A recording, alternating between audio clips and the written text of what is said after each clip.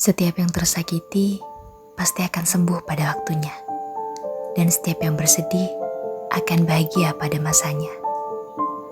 Alfaska membanting dirinya ke atas sofa ruang tamu rumah orang tuanya. Tidak ada siapapun yang menunggunya pulang.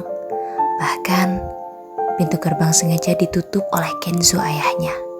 Cowok itu tersenyum miris. Benar kan? Tidak ada satu orang pun yang mengharapkan kehadirannya. Lantas, untuk apa dia dilahirkan? Di sekolah. Alfaska sama Quinza pacaran ya? Gue juga gak tahu pasti. Tapi menurut gue sih iya. Bukannya Quinza itu sahabatnya Alfaska ya? Bisa iya, bisa enggak. Tapi sih gue berharap mereka berdua beneran jadian. Gue lebih berharap lagi kalau Alfaska jadi cowok gue. Ketika berjalan di koridor sekolah lantai bawah, karena tidak sengaja mendengar beberapa siswi sedang membicarakan Alfaska dan Quinza. Cewek itu berhenti melangkah, lalu menatap keempat siswi yang tadi sempat membicarakan hubungan antara Alfaska dan Quinza secara tidak suka. Gak usah berisik, karena berdesis. Keempat siswi yang diketahui merupakan kakak kelas dari Kana itu mengangguk serempak, lalu segera pergi memasuki kelas.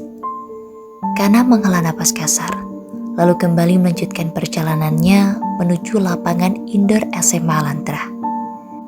Cewek berseragam basket dengan rambut panjang yang digerai berwarna dark blue di bagian ujungnya, berlari memasuki lapangan menghampiri para teman-teman sekelasnya yang sudah berkumpul membentuk formasi acak di tengah lapangan. Kana mengambil tempat duduk di sebelah Gara, Sasa, dan Dara, sahabatnya. Kana! Teriakan Pak Garka, guru olahraga SMA Lantra menyentak Kana seketika. Cewek itu menoleh ke arah Pak Garka yang sedang duduk di kursi kebesarannya, tengah menatapnya dengan tatapan garang di depannya. Saya Pak, bukan. Kana mengangguk paham. Oh, Kanara. Kana menatap Pak Garka malas. Ada apa sih Pak? Kamu tahu sekarang pukul berapa? Tanya Pak Garka yang kini sudah bangkit dari duduknya. Dia menghampiri Kana dengan tatapan yang tidak pernah berubah. Kana melirik sekilas jam yang ia kenakan. Pukul 8 kurang 20 menit. Itu artinya, saya telat ya Pak? Tanya Kana polos. Gara yang duduk bersebelahan dengan Kana menyenggol pundak sahabatnya agar tersadar. Kana, apa sih Ga? Gara mendekatkan wajahnya lalu membisikkan sesuatu di samping telinga Kana. Pak Garka sebentar lagi mau meledak Kak? Sebelum sempat Gara menyelesaikan ucapannya, Kana lebih dulu memotongnya. Oke Pak, saya lari sekarang. Ucap Kana pada Pak Garka yang amarahnya sebentar lagi akan meledak. Kana langsung bangkit dari duduknya, kemudian berlari ke pinggir lapangan indoor SMA Lantra. Untung gue gak diseret masuk ke ruang BK. Kana bernapas lega. Jika dia terlambat 1 detik saja, sudah dapat dipastikan jika Pak Garka akan menyeretnya paksa menuju ruang BK. Dan jika itu terjadi, ayahnya pasti akan marah besar dan berakhir memindahkannya ke sekolah asrama seperti tahun lalu. Kana mulai berlari mengelilingi lapangan indoor SMA Lantra yang begitu luas dan juga memiliki berbagai fasilitas untuk berolahraga. Di dalam lapangan indoor itu juga terdapat lapangan khusus anak basket yang mereka gunakan untuk berlatih atau mengadakan pertandingan basket antar kelas maupun antar sekolah. Setelah berlari sebanyak 12 kali putaran, Kana memilih berhenti sejenak karena kelelahan. Cewek itu menoleh ke arah samping lapangan dan mendapati Alfaska dan keempat sahabatnya tengah berlatih basket di lapangan yang dikhususkan untuk para tim basket SMA Lantra. Tatapan Kana terkunci pada cowok yang menggunakan headband dan juga bandana berwarna hitam di lengan kirinya. Alfaska Aldeblaregan. Kana terus memperhatikan cowok itu hingga tanpa sadar bola basket yang Alfaska terlempar jatuh ke arahnya yang sedang berdiri terpaku di pinggir lapangan. Kana awas! Teriakan para teman-teman sekelasnya membuat Kana tersadar. Tapi begitu terlambat, karena sekarang Bola basket yang Alfaska lempar sudah lebih dulu menghantam kepala Kana dengan hantaman yang keras. Kana berdesis. Dia memegangi kepala bagian depannya yang terkena bola. Sungguh sakitnya luar biasa hebat. Kana yakin kepalanya saat ini sudah memerah. Ditambah lagi, Kana merasakan benjolan yang cukup besar pada kepalanya yang terkena bola. Kana sesekali memejamkan mata menahan sakit. Dia menoleh ke arah Alfaska dan mendapati 5 orang cowok yang tadinya masih berada di tengah lapangan basket, kini sudah berdiri di depannya, menatapnya dengan berbagai tatapan. Tatapan Kana terkunci pada cowok yang menyandang status sebagai ketua basket SMA Lantra dan juga most one di sekolahnya, Alfaska. Alfaska berjalan mendekati Kana yang masih setia memegangi kepalanya. Cowok itu terlihat tampan, dengan headband berwarna hitam yang menempel gagah di kepalanya.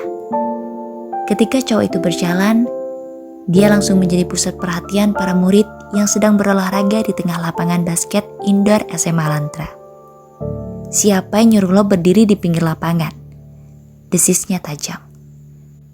Kana yang memiliki tinggi, nyaris sama dengan Alfaska, menatap cowok di hadapannya tidak kalah tajam.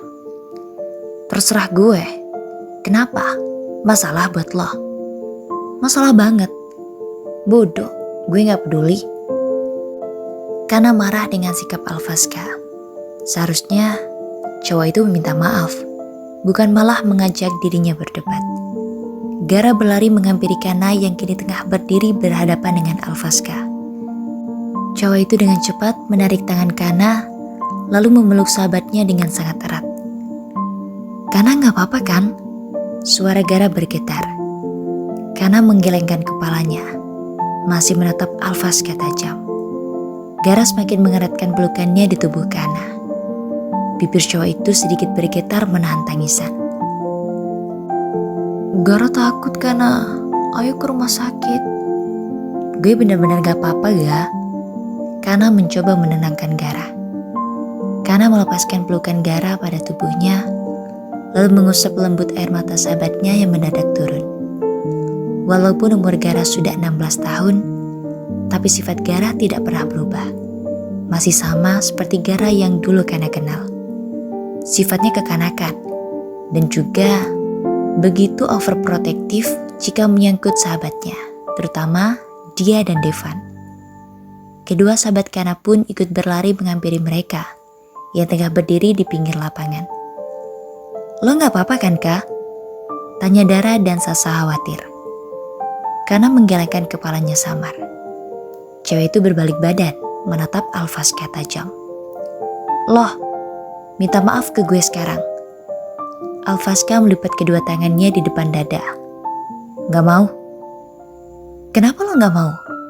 Karena gue gak mau. Sedetik setelah mengatakan itu, Alfaska langsung jatuh tersungkur ke tengah lapangan setelah mendapatkan tendangan kuat dari Kana. Cewek itu maju mendekati Alfaska dan dengan cepat menghajar wajah Alfaska, membuat wajah cowok itu menoleh ke samping akibat pukulan. Rasa perih menyengat di seluruh bagian wajah Alfaska. Dia bisa merasakan jika mulut bagian dalamnya terluka karena rasa asin yang cowok itu cecap. Alfaska berdesis. Dia bangkit berdiri, sembari menghapus kasar darah yang mengalir dari bibirnya dengan lengan kiri. Ketika Kana hendak menendangnya kembali, cowok itu dengan cepat menahan kaki Kana dan langsung menendang kuat perut Kana, membuat cewek itu jatuh tersungkur ke tengah lapangan. Kana! Gara berteriak histeris.